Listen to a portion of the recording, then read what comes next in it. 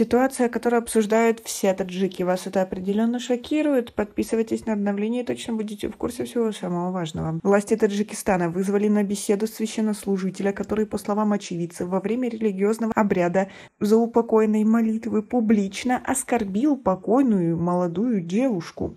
Таджикский журналист Абдукадир Талбаков со ссылкой на одного из участников похорон 25-летней девушки в гисарском кишлаке Турдибабо на своей странице в Фейсбуке написал, что Абдукахор Мирзоев или Дамуло Абдукахор во время обряда джаназа отругал и унизил главу семейства, называя покойную девушку и других членов семьи фасиками, не совершающими намаз. Согласно учению ханафитов, человек, не совершающий намаз, считается грешником и фасиком. Однако, если человек верит в обязательность намаза, но не совершает его из лени, то он не может быть обвинен в неверии. Случаев унижения покойного или членов его семьи во время обряда или похорон ранее в Таджикистане отмечено не было.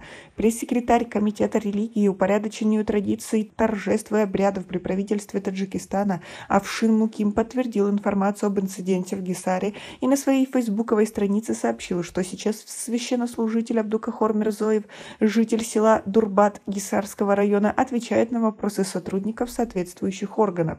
Как стало известно, погибшая девушка страдала сахарным диабетом.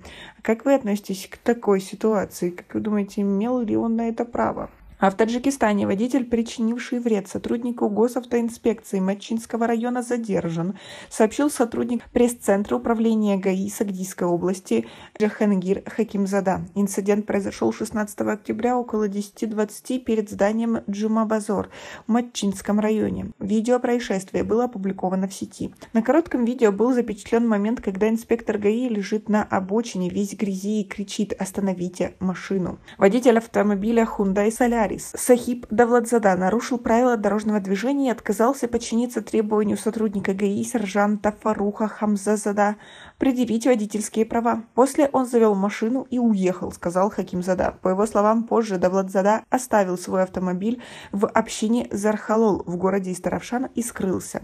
Тем не менее, благодаря оперативным действиям милиции, беглого водителя задержали в кратчайшие сроки, подчеркнул Джахангир Хакимзада. Отвечая на вопрос о том, какие сотрудник госавтоинспекции получил травмы и как он оказался на земле, источник сообщил, что задержанный водитель утверждал, что сотрудник ГАИ держал дверь его машины, и он, по словам, не понял, как тот оказался на земле. Возможно, он упал, когда водитель резко двинулся с места. В настоящее время принимаются необходимые меры для возбуждения уголовного дела в отношении Сахиба Давладзада, отметил глава ГАИ Сагда. Это уже второй случай, когда водители не соблюдают требования сотрудников госавтоинспекции и причиняют им увечья в течение последних 2 недель. Ранее, 7 октября, в Хурасонском районе Хатлона водитель скоростного автомобиля сбил сотрудника ГАИ. Пострадавший не получил серьезных повреждений. Водитель также был задержан. Как вы относитесь к такой ситуации, к тому, что это достаточно много-то за 1 неделю? У нас пока на этом все. Оцените наше видео подпиской и лайком. До скорой встречи.